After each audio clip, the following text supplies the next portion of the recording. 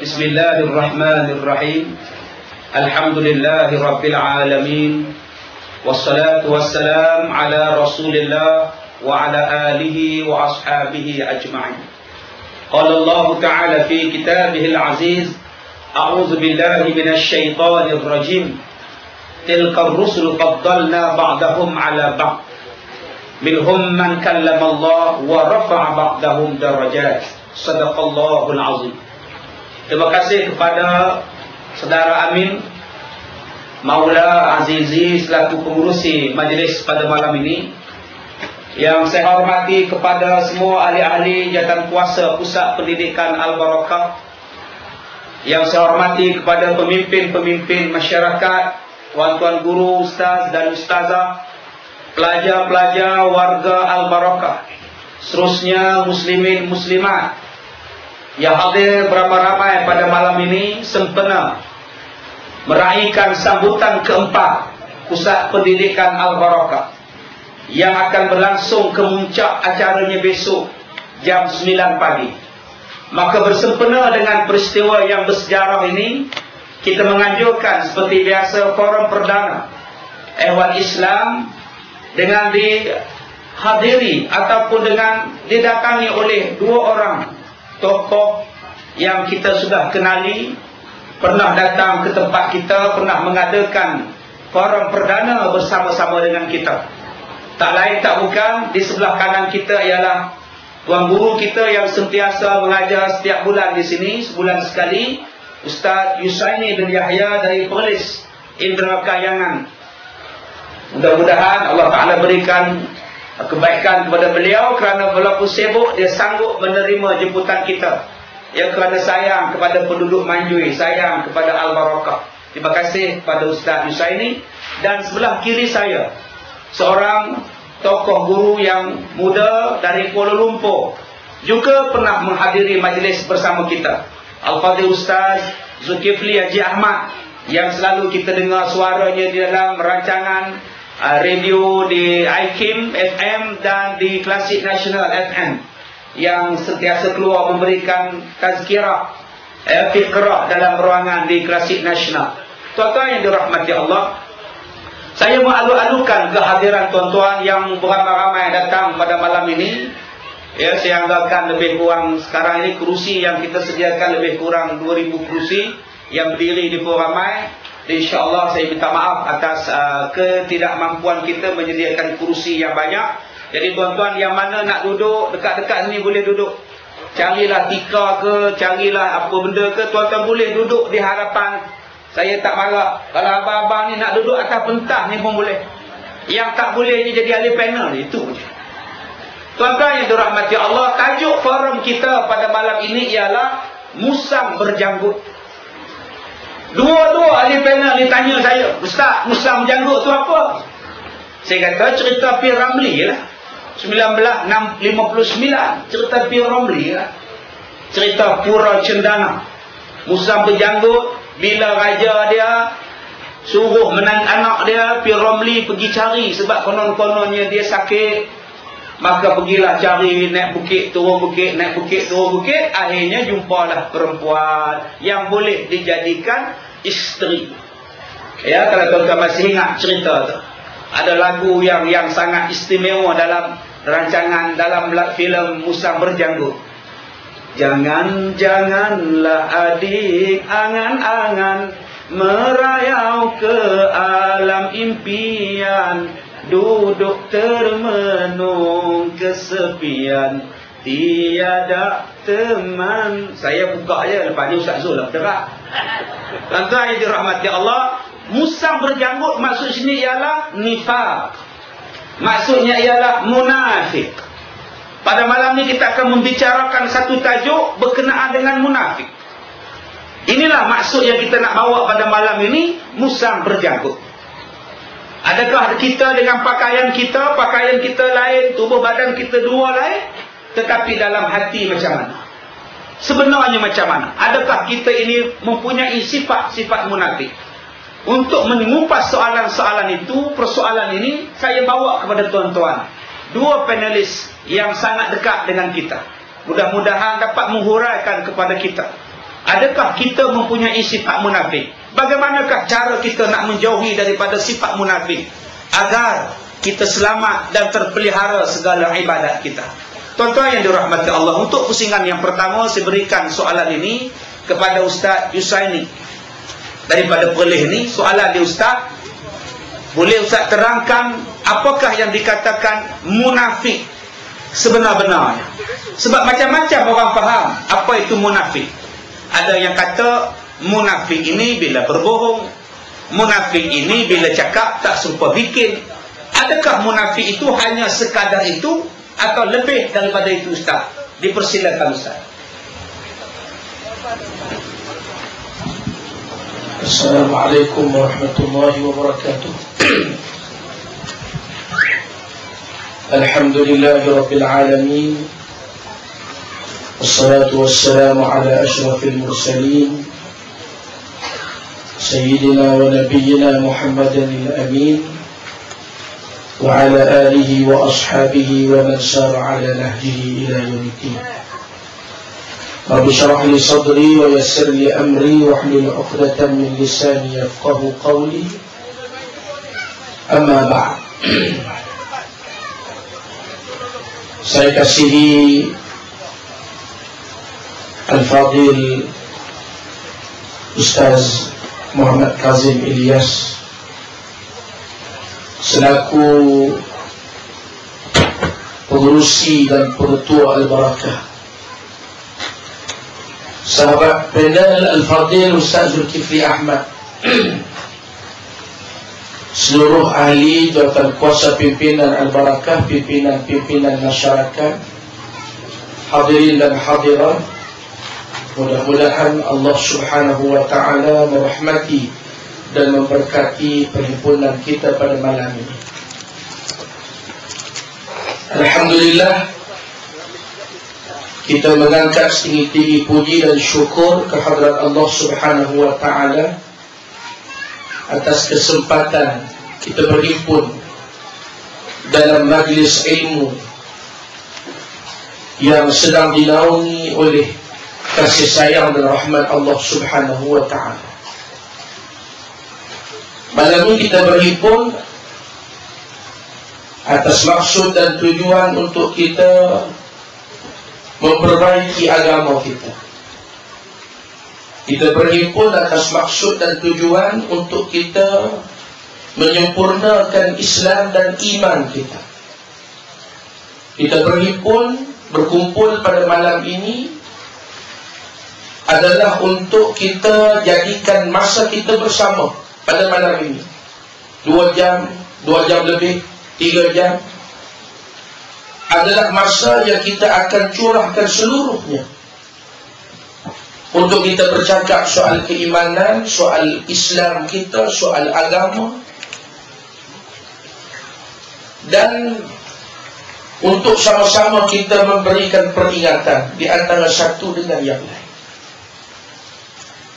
Kerana tajuk yang kita akan bincangkan pada malam ini, tuan-tuan dan puan-puan sekalian, adalah merupakan tajuk perbahasan yang besar dalam agama, yaitu tajuk tentang perbincangan tentang munafik, tentang sifat nifaq. Bagaimana berbahayanya sifat nifaq ini kepada agama dan iman kita. Bagaimana nifaq itu mampu merosakkan dan menjahanamkan akidah kita. Dan hakikatnya, tuan-tuan dan puan-puan sekalian, Sayyidina Huzaifah Al-Yamani radhiyallahu anhu pernah menyebut, sebagaimana yang telah dinaqalkan oleh Al-Syekh Abdul Rahman Habannakah dalam kitabnya yang terkenal Khaba'ithul Munafiqin, bahawa munafik di zaman yang saatnya hampir dekat berlakunya kiamat itu adalah terlebih jahat daripada munafik di zaman Nabi kita Muhammad sallallahu alaihi wasallam. Munafik ini bahaya, tuan-tuan. Di akhirat kelak Allah Ta'ala telah memberikan ancaman yang jelas kepada orang-orang yang memiliki sifat nifaq ini, innal munafiqina fid darkil asfali minan nar. Orang-orang munafik itu, kata Allah, aku akan letakkan mereka di tingkat yang paling bawah daripada api neraka Allah Subhanahu wa ta'ala. Maknanya lebih bawah daripada orang kafir. Orang kafir itu lebih atas daripada munafik. Munafik itu yang paling bawah, di tingkat yang paling bawah daripada api neraka Allah. Kenapa? Kerana munafik itu jauh lebih jahat, jauh lebih jahat, jauh lebih besar kejahatan dan jenayahnya berbanding dengan orang-orang kafir. Orang kafir ni, tuan-tuan, senang kita nak berlawan dengan dia, terang-terang. Orang kafir ni kan terang-terang berlawan dengan Islam, terang-terang isytihar Islam ini musuh. Tuan-tuan sekalian, sini panggil kafir, kalau saya perlin tu kafir. Kadang-kadang saya malas nak sebut perkataan kafir dan ditakut ada orang terlentang pula, kan, bunyi kasar. Jadi tuan-tuan sekalian, sebab itu tajuk yang kita pilih malam ini memang tepat dengan suasana yang sedang berlaku di kalangan umat pada hari. Orang munafik ini ada di mana-mana, tuan-tuan. Kadang-kadang yang munafik itu sebelah kita. Kadang-kadang kita yang sibuk bercakap orang lain munafik, kita pun tumpang kaki. Sebab itu sifat munafik itu, tuan-tuan sekalian, harus diperhalusi. Kerana munafik itu bermakna orang-orang yang menzahirkan keimanannya, orang-orang yang menzahirkan keislamannya, tetapi dalam masa yang sama menyembunyikan kekufuran dan keingkaran di dalam hati. Dia beritahu dia Islam, bahkan kalimah Islam itu bermain di bibirnya. Saya seorang Muslim, saya sayang Islam, saya cintakan Islam, saya berjuang Islam, saya memang nak ke Islam, saya akan berjuang untuk menegakkan Islam. Tuan-tuan, ini pengakuannya. Tetapi pada amalannya, pada perbuatannya, merosakkan Islam, menjahanamkan Islam. Itu satu pengertiannya, tuan-tuan. Satu pengertian munafik. Orang yang menzahirkan keislaman, menzahirkan keimanan, tapi dalam masa yang sama perbuatannya tidak secocok dengan Islam. Perbuatannya tidak secocok dengan tuntutan keimanan. Bila sebut Islam ni, tuan-tuan, tak dapat lari daripada Al-Quran dan As-Sunnah. Jadi orang munafik ini cakapnya nak Quran, dizahirkan nak kepada Islam, nak beramal dengan sunnah Nabi, tapi dalam masa yang sama perbuatannya menyalahi Al-Quran, menyalahi Islam, menyalahi sunnah Nabi kita Muhammad SAW. Ini satu pengertian, tuan-tuan. Tapi sebenarnya kata para ulama, untuk menterjemahkan apakah sebenarnya munafik itu, maka sebaik-baik orang yang memperkenalkan sifat munafik kepada kita adalah Rasulullah SAW. Dalam peristiwa Isra dan Mi'raj, contoh tuan-tuan sekalian, sekarang bulan Rajab. Dalam peristiwa Isra dan Mi'raj, ketika Nabi SAW pulang daripada Isra dan Mi'raj, orang yang kafir itu terus menjadi kafir. Bila baginda menceritakan kepada orang-orang Arab Quraisy peristiwa Isra dan Mi'raj yang baginda alami, yang kafir terus menjadi kafir, bahkan lebih kuat menentang Nabi SAW. Dan jangan lupa, di antara yang telah Islam dan beriman dengan Nabi SAW itu sendiri, tuan-tuan sekalian, bila Nabi menceritakan peristiwa Isra dan Mi'raj kepada mereka, ada yang murtad, keluar daripada Islam. Memang confirm Muhammad ni pembohong. Kami daripada Mekah nak pergi Palestin 1 bulan, darabna akabidal ibil iddata ashhur. Kami akan pukul leher-leher unta kami berbulan-bulan baru sampai ke Baitul Maqdis. Dia balik cerita pada kami, pergi semalam, balik semalam. Sebab itu yang boleh menceritakan, mensifatkan kepada kita apakah dia munafik yang sebenar itu Al-Quran dan Sunnah. Sebab itu di sini tiap-tiap bulan yang saya datang mengajar di Al-Barakah ni kan kita baca kitab 50 tanda-tanda munafik yang disebut oleh Al-Quran dan Sunnah Nabi kita Muhammad sallallahu alaihi wasallam. Sebab terkadang tuan-tuan sekalian, sifat munafik itu ada pada orang yang kita tak sangka. Contoh, antara sifat munafik itu ialah suka tinggal salat berjamaah. Kata Ibnu Mas'ud radhiyallahu anhu, tidak kami dapati orang-orang yang suka meninggalkan salat berjamaah itu, melainkan mereka itu adalah munafik ma'lumun nifaq, yang terang-terang sifat nifaq itu ada dalam diri mereka. Ramai tuan-tuan di kalangan kita hari ini yang dah haji 14 kali, umrah 44 kali, tapi masih lagi tuan-tuan malas istiqamah dengan salat berjamaah. Itu kata para sahabat, katanya Rasulullah, itu di antara sifat munafik. Kadang-kadang tuan-tuan kita suka sebut sifat-sifat nifaq yang besar-besar. Orang yang tidak mau berhukum dengan kitab Allah, yang tidak merujuk kepada sunnah Rasulullah, walaupun dia Islam, dia enggan bertahkim dengan kitab Allah. Ya tuan-tuan, itu memang sifat munafik yang besar.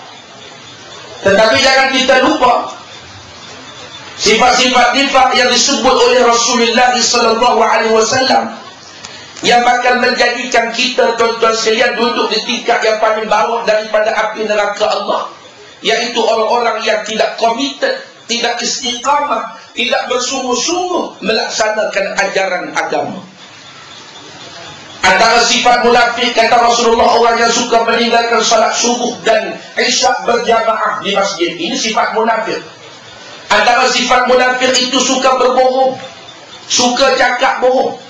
Tuan-tuan sekalian, saya sekarang tengah bina sekolah saya di Perlis. Kadang-kadang bila kita pergi kedai hardware nak beli barang, terpaksa buka ketayang. Kan? Sebab token kedai hardware tak nak jual barang dekat orang yang pakai ketayak. Dia kata, orang yang pakai ketayak ni banyak tipu aku. Orang yang pakai ketayak yang jadi haji, dia kata dia, inilah orang yang banyak hutangnya tak bayar, berpuluh-puluh ribu tak bayar. Jadi kalau kita nak beli barang, kena uang, tuan-tuan. Kan? Biar orang tak tahu kita pun haji juga. Nanti dia tak nak jual pula barang pada kita. Tuan-tuan sekalian, cakap bohong, sifat munafik. Mungkir janji, sifat munafik. Bakhil, kan? Tu pelajar tengah berjalan dengan tabung, tuan-tuan. Ya? Masukkan duit semua yang ada dalam poket. Sebab tu jangan letak dalam poket tu banyak-banyak. Bila datang forum ceramah, letak RM1 je. Kan? Yang banyak-banyak simpan dalam kereta. Antara sifat orang munafik itu bakhil, kata Rasulullah sallallahu alaihi wasallam.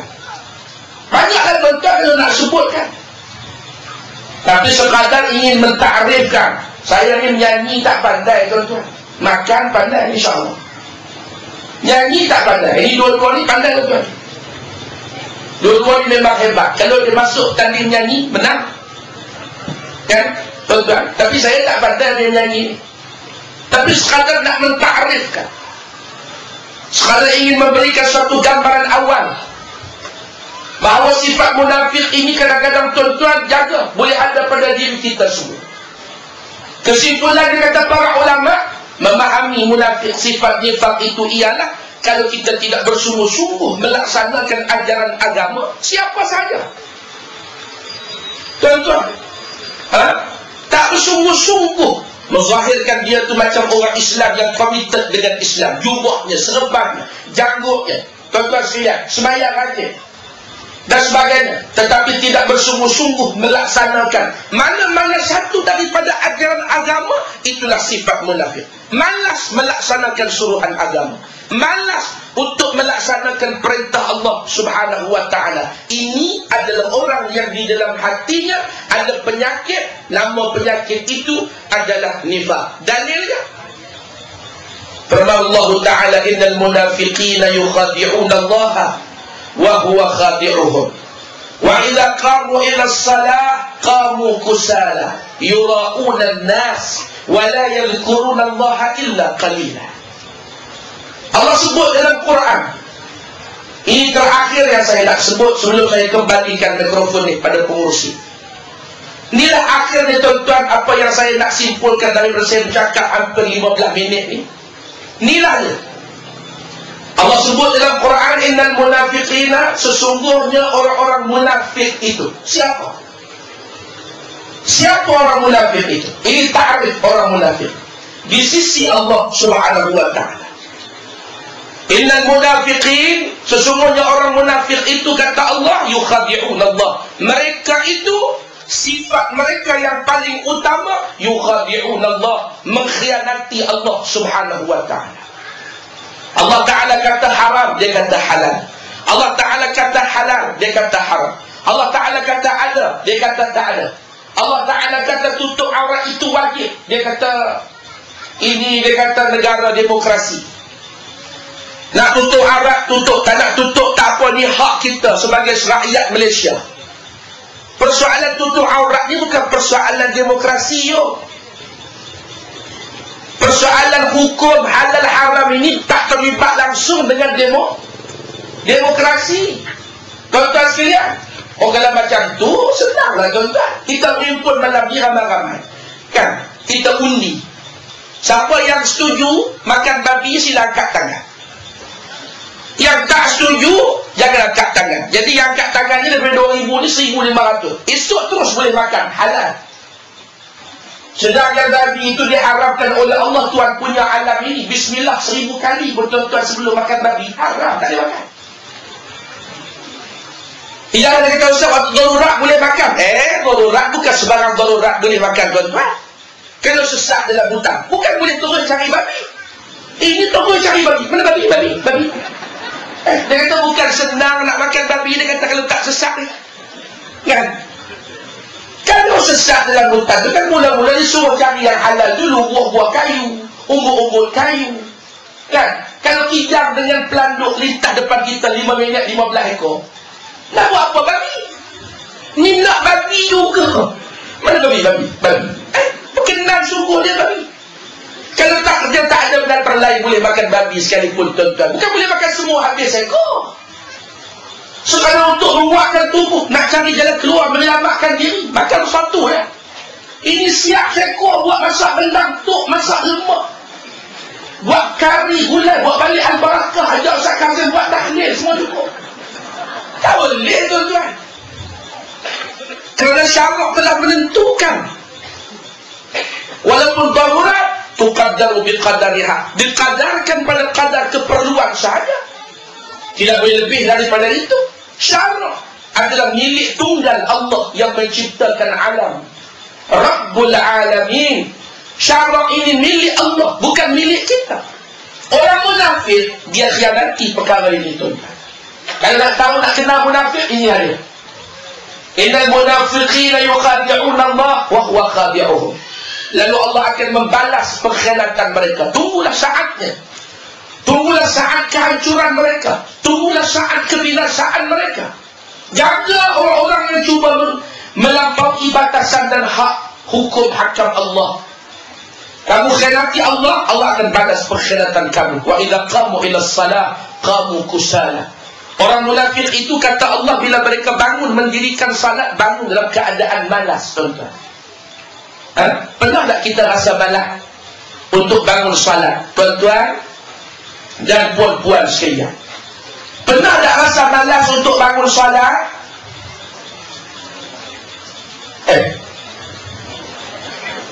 Pernah ke tidak? Pernah. Alhamdulillah. Itulah tandanya kita ada sifat munafik dalam diri kita. Allah sebut terang-terang yang bila bangun mendirikan salat itu dalam keadaan malas. Orang mukmin kan menanti masuk waktu salat. Lepas habis subuh tak sabar-sabar nak salat zuhur. Lepas habis zuhur tak sabar-sabar menunggu asar. Habis asar tak sabar-sabar nak salat maghrib. Tuan-tuan sekalian, ini tidak kan? Lepas sembahyang subuh, Dia kata, baru je habis subuh, zuhur pula. Tengah habis sembahyang zuhur, nak rehatkan badan, azan asar. Dia kata, tadi azan zuhur, dah asar dia. Kan? Baru tuan-tuan sekalian, nak rehat azan maghrib, baru nak peluk bini, azan subuh. Tuan-tuan sekalian, orang mukmin itu, maknanya ayat tadi kata ulama, sungguh-sungguh melaksanakan arahan agama. Sungguh-sungguh. Tidak menolak, tidak memberi alasan. Itu maknanya. Wa idza qamu ila salati qamu kusala yura'una nas. Mereka itu suka menunjukkan amalan mereka kepada manusia. Wala yadhkurunallaha illa qalila. Dan mereka tidak ingat kepada Allah, melainkan sangat sedikit. Orang munafik ini sangat sedikit ingatan mereka kepada Allah Subhanahu wa ta'ala. Sekian Dr. Mursi, mudah-mudahan memberikan penjelasan. Terima kasih kepada yang berbahagia Ustaz. Saya ini atas huraian tentang tafsiran apakah yang dikatakan munafik itu. Tuan-tuan yang dirahmati Allah, dua adik kita yang sedang berjalan itu sedang mengagihkan kepada tuan-tuan nombor-nombor untuk tuan-tuan ambil. Malam ni kita nak buat cabutan nombor bertuah. Jadi jangan tak ambil pula. Ada 100 hadiah yang akan diberikan. Jadi kalau yang mana adik kita lintas tu, tuan-tuan ambil je nombor. Jangan lama-lama. Satu orang satu nombor je. Okey, ada cukup istimewa malam-malam ini. Ya, kereta, basikal ya. Mainan lah. Jangan percaya pula. Dan kalau yang paling istimewa akan dapat package melancong. Ya, itu yang paling istimewa. Package melancong ke Gunung Lang ya, untuk maklumat tuan-tuan. Tuan-tuan yang dirahmati Allah, jadi di samping adik-adik kita sedang memberikan edaran nombor-nombor bertuah, kita juga melancarkan kutipan dana untuk anak-anak yatim dan fakir miskin yang belajar di Al-Barakah. Jadi kita minta kepada adik-adik kita belajar-belajar tahfiz, boleh bergerak, dan mereka memakai sarung kutipan, tak silap saya, berwarna putih di sini. Baik tuan-tuan, tadi Ustaz ini telah menyebutkan kepada kita tentang munafik di zaman Rasulullah dan munafik di zaman sekarang. Jadi agak Ustaz ini cerita je, cakap je, tapi belum huraikan bagaimana munafik zaman Rasulullah dan bagaimana keadaan mereka di sana, dan bagaimana pula keadaan munafik yang dikatakan munafik zaman sekarang lebih teruk daripada munafik zaman dulu. Munafik zaman dulu, kalau semayang pun semayang belakang Rasulullah. Munafik zaman sekarang pula langsung tak semayang. Jadi kita tengok perbezaan munafik zaman Rasulullah dengan zaman sekarang ini. Dipersilakan Ustaz. أعوذ بالله السميع العليم من الشيطان الرجيم بسم الله الرحمن الرحيم السلام عليكم ورحمة الله وبركاته. الحمد لله وكفى بالله صلاة وسلاما على رسول الله وعلى آله وصحبه ومن تبعه ونصره ووالاه أما بعد فيا عباد الله اتقوا الله أوصيكم ونفسي بتقوى الله فقد فاز المتقون. رب اشرح لي صدري ويسر لي أمري واحلل عقدة من لساني يفقهوا قولي. ربنا زدنا علما وارزقنا فهما. وقال الله تعالى في كتابه العزيز أعوذ بالله من الشيطان الرجيم والراسخون في العلم يقولون آمنا به كل من عند ربنا وما يذكر إلا أولو الألباب. ربنا لا تزغ قلوبنا بعد إذ هديتنا وهب لنا من لدنك رحمة إنك أنت الوهاب. Sadaqallahul azim. Terima kasih pada Ustaz Kazim yang dihormati, Ustaz Yahya, rakan seperjuangan yang dah lama daripada sekolah dulu lagi, dan alhamdulillah dapat bertemu dengan tuan-tuan kali berapa, 3 ke kedua, saya tak ingat ni. Maknanya acap kali di Al-Barakah ini dianjurkan program perkumpulan orang-orang yang beriman kepada Allah. Saya mengucapkan berbanyak-banyak terima kasih pada pengurusan Al-Barakah, terutamanya Ustaz Kazim, yang memang senantiasa memberikan perhatian di samping adanya kuliah-kuliah biasa, ditambah lagi pula dengan forum-forum perdana ni. Sempena ni. Sebab kalau ambil sempena ni orang ramai sikit, kutipan pun jalan elok sikit, dan derma pun boleh lancar dengan baik sikit. Alhamdulillah. Dan inilah suatu pembinaan yang kita nakkan. Sebab Islam itu tak boleh datang secara tiba-tiba. Tak ada yang dipanggil tarbiyah semula jadi. Tiba-tiba orang tu beriman kepada Allah, tiba-tiba orang nakkan Islam. Tak ada juga. Sebab itulah Ustaz Syamsuddin Nur dalam bukunya Rahsia Doa-Doa di dalam Al-Quran, bila dia menguraikan perkataan ihdinas siratal mustaqim, tunjukkan kami jalan yang lurus, dia bincang tentang masalah hidayah. Sebab ihdi itu maksudnya hidayah. Hidayahkan kami kepada jalan yang lurus. Kata Ustaz Syamsuddin Nur ini seorang pengarang Indonesia yang banyak menulis buku rahsia-rahsia, rahsia dalam doa, rahsia qiyamul lail. Banyak buku-bukunya menceritakan tentang mengkaji rahsia dari segi kenapa Allah memberikan demikian dan demikian. Dia menjelaskan bahawa dalam buku itu, dalam buku rahsia doa di dalam Al-Quran, bila menguraikan perkataan hidayah, dia mengatakan hidayah itu sebenarnya 5, bukan 1. Hidayah itu ada 5. Bukan sahaja bila sebut hidayah kita faham hidayah begitu, tidak. Bila sebut hidayah, hidayah itu 5. Pertama dipanggil hidayatul iman, hidayah iman. Yang dapat hidayah ini adalah mereka yang mencari keimanan, yang masuk Islam, yang ikut jalan yang dibawa oleh Nabi SAW, dapat hidayah iman. Yang kedua dipanggil hidayah fitrah. Hidayah fitrah ni maksud dia semua manusia yang berfikiran waras akan bertemu dengan hidayah fitrah ini. Maksudnya dia tak boleh tipu fitrah dia. Dia tak boleh bohong hati dia. Kalau dia sembahyang subuh lewat, dia mesti rasa bersalah. Sebab tu dalam kitab A'lamul Muwaqqa'in, kitab yang dikarang oleh Ibnu Qayyim Al-Jauzi, disebut bahawa ada satu bab bila anda bertanya tentang suatu hal, maka akhir sekali bila anda nak puaskan hati anda kena tanya hati anda, adakah hati anda bersetuju dengan jawapan itu ataupun bercanggah. Sebab itulah bila kita tengok ada orang bertanya soalan pada Tok Guru, dia nak menyedapkan hatinya walaupun perkara itu haram, tapi dia tanya nak bagi boleh tu, dia sebut awal-awal boleh dah. Ustaz, yang saya buat ni boleh kan? Dia nak suruh ustaz tu kata boleh, gitu ya. Makna persoalan yang mula-mula dia buka ataupun tanya dia, ustaz boleh kan kalau saya, dia tanya boleh dulu. Bukan dia tanya apa pendapat ustaz. Tandanya manusia itu dia cuba mencabar fitrah iman yang ada dalam jiwa dia, mencabar fitrah hidayah yang ada dalam hatinya. Jadi sebab itulah orang yang tak Islam pun kalau dia sampai bertemu dengan fitrah ini, dia akan kembali kepada kebaikan.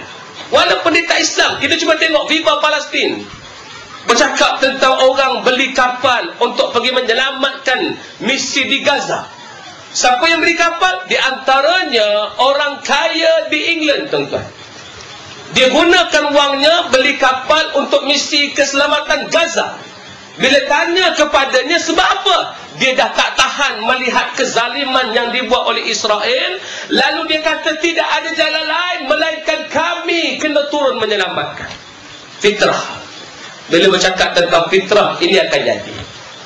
Yang ketiga adalah hidayah akal. Mesti kita tempatkan diri kita dengan akal. Maknanya Islam tidak pernah bercanggah dengan akal. Siapa yang guna akal, pasti dia temu kebenaran. Siapa yang gunakan apa yang Allah berikan melalui akal. Sebab kalau kita tengok sesuatu, kita tak berfikir, kita rosak. Sebab itulah orang yang berakal ni, dia boleh gunakan seluruh benda untuk buat baik. Lepas tu kita kata, benda apa pun kalau guna akal pasti baik. Guna akal untuk kebaikan. Tapi kalau guna akal untuk merosakkan, ini bercanggah dengan hidayah. Ada orang guna akal nak mengharamkan yang halal dan menghalalkan yang haram. Itu yang kita nak, guna akal untuk membuat apa yang baik di atas muka bumi. Orang dulu banyak menggunakan akal. Kita tengok ahli-ahli falsafah barat, ahli falsafah Yunani. Mereka menggunakan akal. Akhir sekali mereka tahu kelebihannya ada pada akal.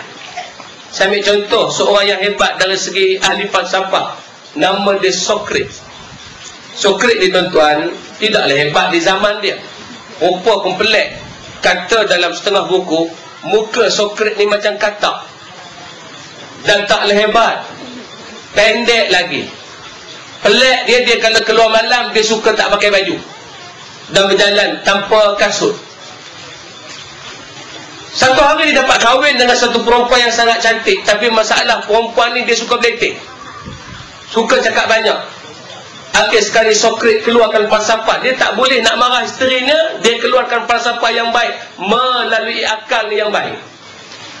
Dia kata apa? Bahawa kalau anda mendapat isteri yang baik, nescaya anda pun baik. Tetapi kalau anda mendapat isteri yang buruk dan jahat, pasti anda menjadi ahli falsafah. Oh, sungguh Socrates jadi ahli falsafah pasal dapat bini yang teruk, tuan-tuan. Satu hari tengah duduk bincang dalam rumah, tiba-tiba dia bincang dengan kawan dia, tiba-tiba isteri marah, isteri pun halau. Dia keluar pada rumah, dia duduk di ruang laman rumah. Isteri marah lagi, isteri beletek. Akhir sekali isteri ambil air curah atas mereka berdua. Lepas isteri Socrates curah air di atas mereka berdua, Socrates pun kata, wahai sahabat aku, biasalah, bila buruh dah berdentung, hujan pasti turun. Betul tuan. Maknanya dia kena curah dengan bininya pasal dah beletek lama, dah tak mau pindah juga. Itu penggunaan akal. Akhir sekali orang ni guna akal dengan baik. Siapa pun guna akal, dia pasti jumpa dengan Tuhan. Siapa pun, Albert Einstein, siapa pun daripada tokoh barat, bila bercakap tentang Tuhan, mereka kata Tuhan ada, cuma mereka tak jumpa dengan Allah. Kemudian hidayah yang lain adalah hidayah ilmu. Yang ni untuk mengaji ni, supaya dapat keluar daripada orang yang tidak hidayah. Yang kelimanya, hidayah yang dipanggil hidayah fitrah. Yang kelima dipanggil hidayah taufiq. Hidayah taufiq. Maksud hidayah taufiq ini adalah apabila kita buat sesuatu mesti bertepatan dengan syarak. Ada orang dia bercakap tentang iman, tapi bila menghuraikan tentang iman, cara cakapnya macam orang beriman, tapi perbuatannya bercanggah dengan Islam. Contoh tuan-tuan, contoh bila orang tanya dia macam mana, Tuan Haji sihat ke? Alhamdulillah saya ni okey dah. Macam sebut okey tu sambil pakai seluar pendek. Itu dipanggil orang yang ada iman, ada hidayah, tapi tak ada fitrah. Tidak ada taufik, tidak bertepatan dengan apa yang telah disebut. Inilah di antara punca menyebabkan manusia jadi munafik. Di lisannya lain, di perbuatannya lain. Ramai orang yang angkat tangan baca doa makan, Allahumma barik lana fima razaqtana wa qina adzabannar, tapi dia tidak bertudung. Ramai orang yang dia baca doa ketika ada satu majlis, doa, ya Allah bantulah, tolong aku, ya Allah bagilah kebaikan padaku, tapi dia sendiri masih pakai baju di parah dadanya, tuan-tuan. Ini yang dikatakan orang yang tidak taufik. Sebab itulah nak kenal orang munafik ini, bila perbuatannya berbeza dengan perkataannya. Yang Ustaz Usani hurai tadi itu detail satu persatu. Yang saya nak sebut mudah saja nak kenal sama ada munafik itu ada pada kita ataupun tidak. Bila kita bercakap tentang kebaikan, kita buat lain daripada sebalik kebaikan yang kita cakap itu.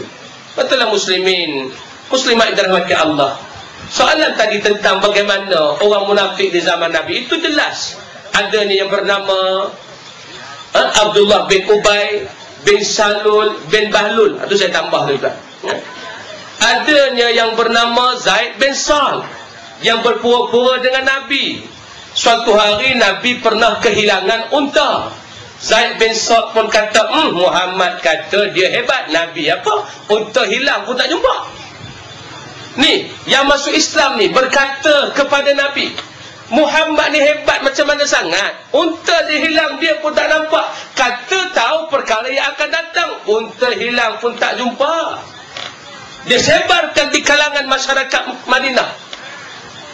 Maka Nabi tahu cerita tu. Nabi pun kata, aku tidak pernah mendakwa aku tahu perkara yang akan datang dan perkara gaib, melainkan apa yang Allah ajar kepadaku, itu saja yang aku tahu. Yang aku tak tahu, yang Allah ajar saja aku tahu. Lalu Allah bagi ilham pada Nabi, tunjuk di mana unta yang hilang tu. Nabi kata, kalau hang nak tahu sangat unta tu duduk kat mana, dia duduk di kawasan sekian, tempat sekian.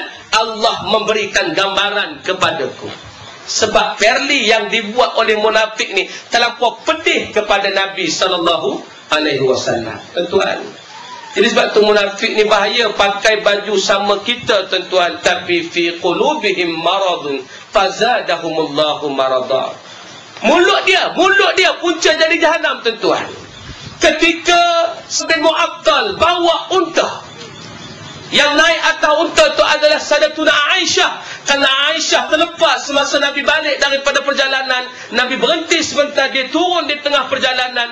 Ketika Sayyidatuna Aisyah qada hajat, balik semula ke tempatnya, tengok kafilah yang bersama dengan Nabi itu sudah pergi. Nabi biasanya bila pergi satu perjalanan, dia tinggalkan satu orang di belakang. Safwan bin Mu'attal ni bila tengok-tengok Allah, Sayyidatuna Aisyah bawa balik sampai border Mekah, sampai border Madinah, masuk ke dalam kawasan Madinah. Bila masuk Madinah, orang melihat Safwan memegang unta tersebut. Yang naik atasnya adalah Sayyidatuna Aisyah. Orang tak kata apa, orang tengok biasa ya. Tapi jahat mulut Abdullah bin Ubay ni. Dia kata apa? Tu bukan isteri Nabi kah? Hak depan tu bukan Safwan kah? Hai, pergi mana tu? Takkan ada apa-apa kot. Kurang-kurang ringan-ringan tu. Nampak? Ini mulut yang jahat. Hingga terbit fitnah kepada Sayyidatuna Aisyah. Maksud dia, perbuatan mereka lebih mirip kepada orang Islam. Mereka solat di belakang Nabi. Mereka tidak tinggalkan solat berjemaah. Mereka buat perkara kebaikan yang pernah dilakukan oleh Nabi. Tetapi dalam hati mereka berpaling daripada apa yang mereka buat. Zaman sekarang, tuan-tuan, orang munafik, Masya Allah. Bila kita kata dibuat benda ni silap, dia tak percaya. Silap ni, tak, benda ni saya buat betul. Jangan awak ingat awak seorang yang pandai beragama, saya pun pandai juga. Ni tak jadi ni Ustaz Kazim. Ada orang bila kita mengajar, angkat tangan saya, Ustaz berhenti ya. Mengajar apa benda lagu tu? Yang Ustaz nak cerita ni apa? Ni tak ada kena guna dengan agama. Dia lebih pandai pada kita.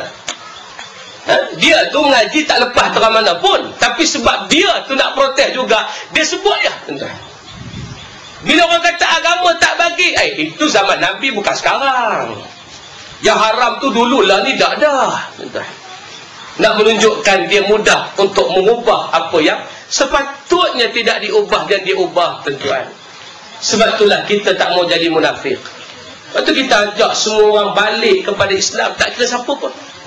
Saya nak kita dekat dengan orang-orang yang ada iman. Kita boleh kenal munafik. Jelas tanda-tandanya.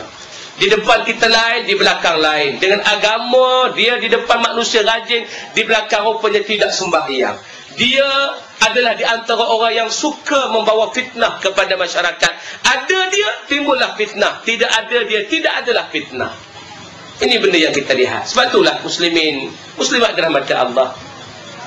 Kita nak sekarang ini semua kita membantu untuk buat kebaikan. Tak kira kebaikan pada siapa pun, kalau itu namanya kebaikan, kita kena saling bantu-membantu. Macam datang malam ni, bantu ni, membantu sangat banyak. Kita buat satu benda yang sangat baik. Jadi kalau ada orang yang sedang buat kerja kebaikan, tiba-tiba ada satu pihak meruntun untuk meruntuhkan kebaikan tersebut kerana ada alasan-alasan tertentu, faqad nafaqa, itulah kelompok munafik. Dia tak boleh tengok Islam berkembang. Dia dok kira kalau nak berkembang Islam mesti pada dia saja. Tak boleh. Islam ni pada siapa pun dia boleh berkembang. Dengan syarat apabila orang yang nak kembangkan Islam itu mesti mau balik kepada Allah. Buah ni yang agak orang payah nak terima ni. Bahawa Islam, kalau hatta orang tak Islam pun nak memperkembangkan Islam, kita terima. Orang tak Islam kata boleh buat kelas hafal Quran ni bagus. Sebab kalau seandainya ada orang hafal Quran, banyaklah kebaikan yang akan berlaku di atas muka bumi. Kita terima pandangan itu. Kita tak tolak, tuan-tuan. Kalau kebaikan ni mari pada orang yang menjadi penyanyi, menjadi artis. Saya baru ni isteri Amy Search Call. Agak rapat jugalah dengan isteri dia ni. Telefon pasal kalah kes di restoran dia, Cheng Ho. Kalah kes apa? Kes tertuang sup panah di atas badan budak tu. Asal kes tu menang. Kawan bapak yang budak tu buat rayuan semula, lawan di parlimen, lawan di parlimen pula. Lawan di mahkamah, tuan-tuan. Ingat parlimen. Lawan di mahkamah, tuan-tuan. Akhir sekali kalah kali kedua. Telefon menangis, "Ustaz, macam mana Ustaz? Saya ni macam Allah Ta'ala tak sayang ke saya pula." Mari timbul ayat tu. Saya kata, Allah Ta'ala bagi ni pasal Allah Ta'ala sayang lah ni. Pasal kita dah lama duduk dalam keadaan Allah tak ambil tahu. Sekarang ni Allah ambil tahu. Ya Ustaz, pergi buat persembahan teater di Istana Budaya, teater sempena cerita Amy Search. Amy ni dia kan reform kan, dia berubah daripada satu keadaan seorang rock tapi tetap rock tapi nakkan Islam. Kena tipu dengan promoter. Berapa dia orang bayar kak? Dia orang baru bayar 30,000. Janji asal 400,000 untuk satu persembahan teater. 400,000 tuan-tuan. Tobat lahum, ustaz tak pernah dapat 400,000.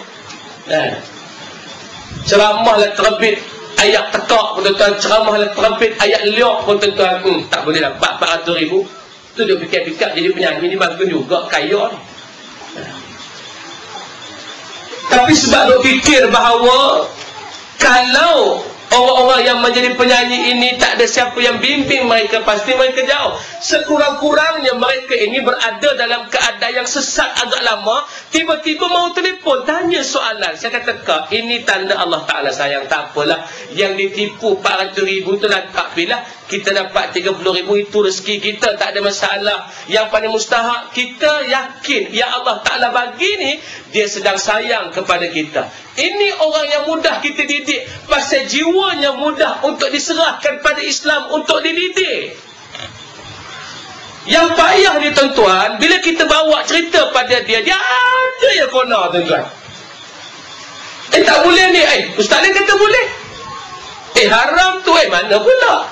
Ada saja ayat yang dia nak menafikan semua benda yang kita bawa. Jadi sebab itulah muslimin, muslimat dirahmati Allah, untuk mengelakkan kemunafikan ini, terimalah apa yang telah Allah perintahkan. Yang paling mustahak kena mari mengaji kerap sikit. Mengaji ni tak boleh fokus kepada pengajian satu hala saja.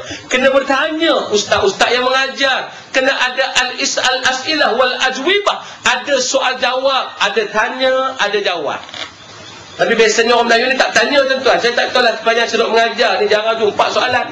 Bila buka ada soalan, semua faham belaka tuan-tuan. Itu masalah. Bila tanya ada apa-apa soalan, diam belaka tuan-tuan. Faham ke tak tahu. Sumpah malam ni harap kita boleh memahami sebenarnya jangan termasuk dalam kelompok orang yang kufur kepada Allah, beriman kepada Allah dan ambil jalan yang disuruh oleh Allah Subhanahu wa taala. Dia seperti kata insya-Allah, wallahu taala a'lam. Terima kasih pada Ustaz Zul kerana memberikan kepada kita lebih pemahaman tentang sifat-sifat munafik. Tuan-tuan yang dirahmati Allah, kita berada di dalam forum perdana sempena dengan majlis sambutan ulang tahun yang keempat. Diam tak diam, Al-Barakah kita telah berusia 4 tahun.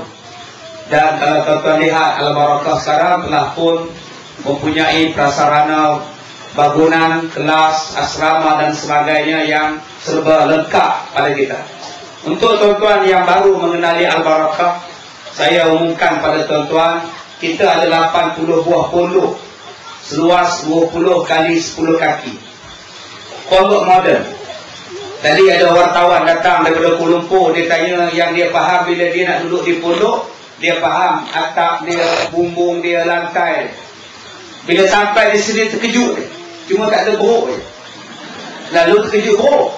Tapi dia tengok, Masya Allah, dia kata, Ustaz, ini bukan pondok, ini hotel. Jadi tuan-tuan, kita ada 80 pondok. Kita ada pelajar tahfiz hampir 100 orang daripada seluruh Malaysia.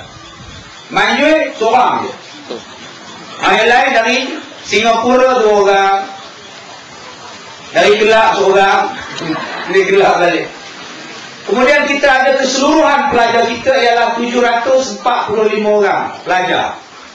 Yang paling kecil 6 tahun, yang paling dewasa 83 tahun. Itu paling dewasa. Dan kita ada pengajian pondok untuk warga emas, warga pencin. Kita juga ada pengajian pondok untuk pelajar-pelajar. Kita ada sekolah agama rakyat. Kita ada pengajian umum dan sebagainya.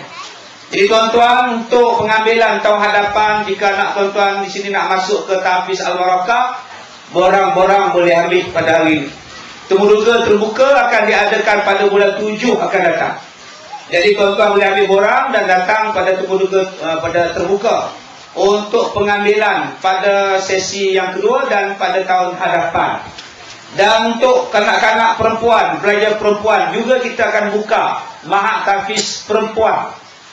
Jadi boleh tuan-tuan ambil di kaunter penerangan Al-Barakah di belakang tuan-tuan di sana. Tuan-tuan yang dirahmati Allah, besok ada peristiwa yang besar. Sebab apa saya katakan besar yang akan berlaku besok di Al-Barakah?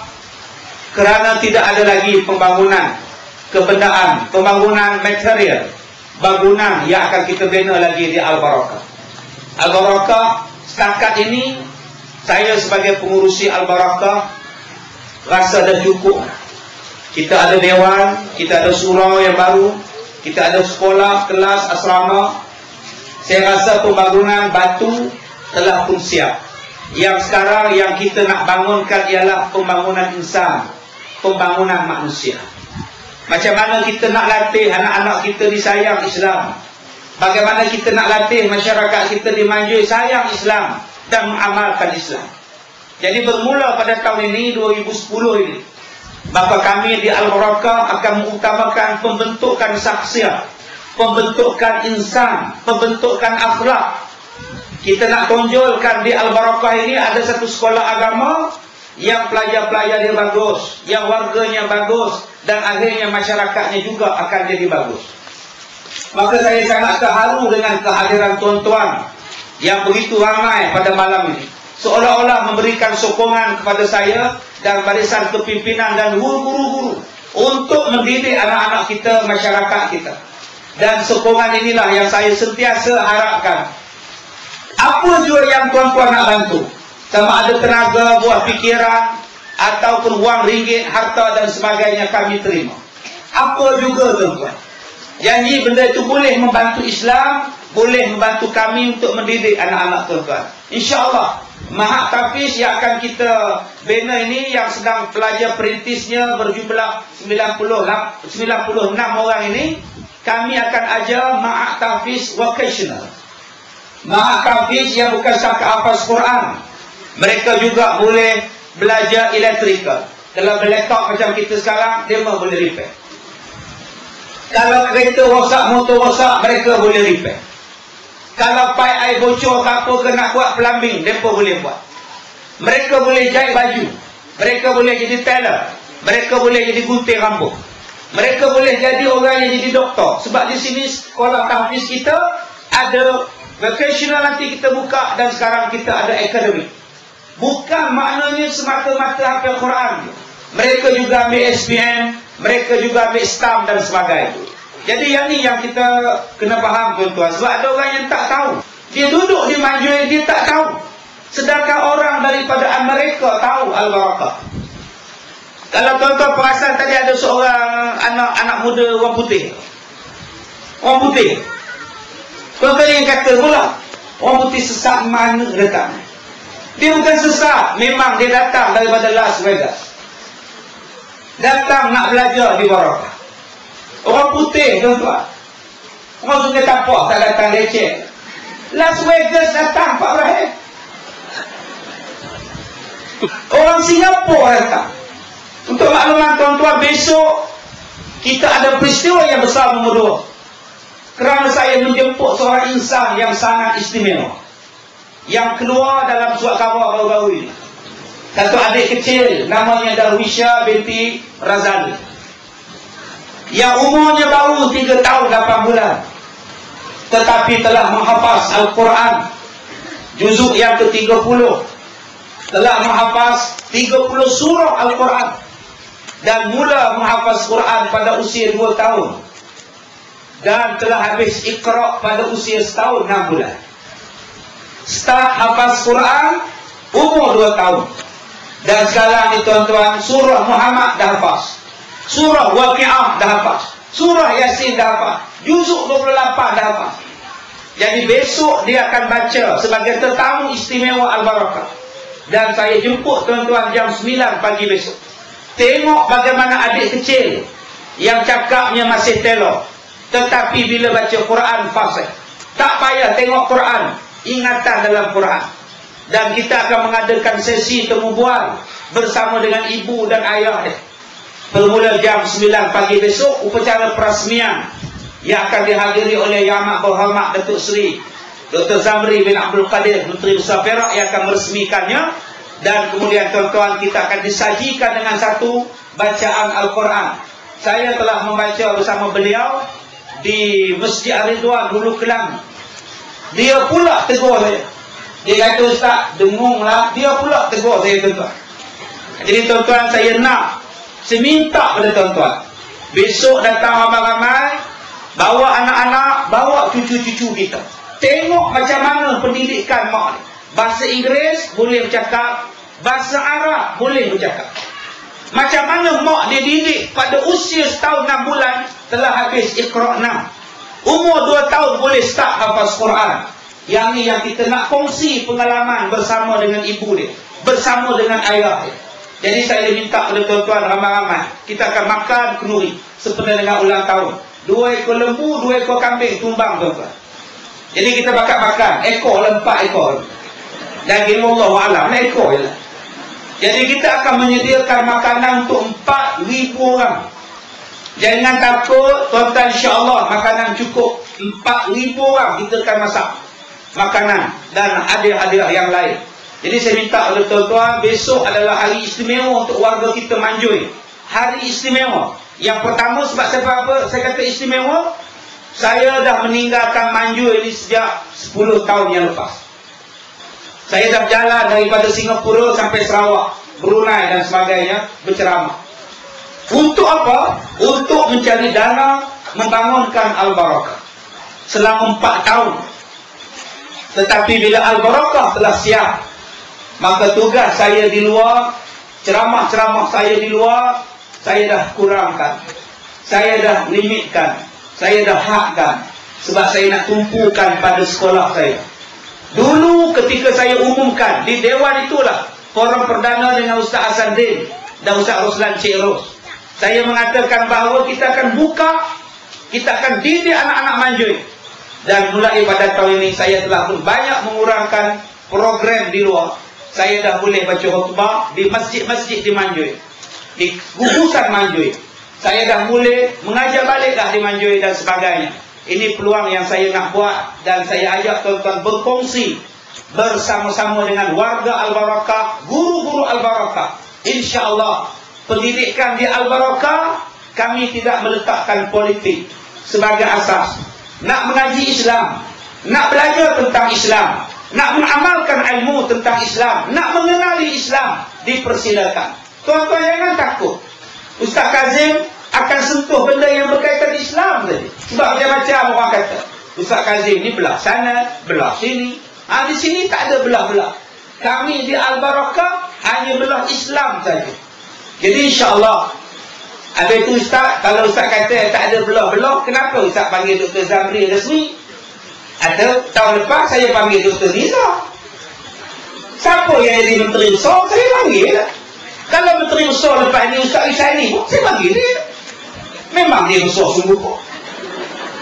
Jadi kita lihat di situ, jangan letakkan politik. Kita letakkan siapa yang boleh, silakan. Alhamdulillah tuan-tuan, ini sokongan yang sangat hebat daripada tuan-tuan. Dan saya seru lagi sekali besok, minta tolong, minta ahli kereta ADJ 611 menghalang lalu lintas. ADJ 611 kereta seterang. Ya, saya bawa balik Dewan Bahasa dan Pustaka, ceramah kan tuan-tuan. Bahasa kena betul sikit lah. Ya, marah terima kasih. Tuan-tuan yang dirahmati Allah, balik pada Ustaz Yusaini. Jadi kita nak tanya pada Ustaz, amalan orang munafik Allah terima dah Ustaz? Letih semayang hitam dari letih tutup aurat ni Ustaz, udah berpeluh bersibah-sibah ni Ustaz. Saya ni Ustaz udah tuduh sejak muda Ustaz sampai ketua. Macam mana Ustaz? Adakah Allah terima ibadat saya? Sebab takut tuan-tuan. Macam mana kalau katalah saya dah insaf, saya dah taubat Ustaz, Allah terima, Allah angkat dah amalan saya ni Ustaz. Dipersilakan Ustaz.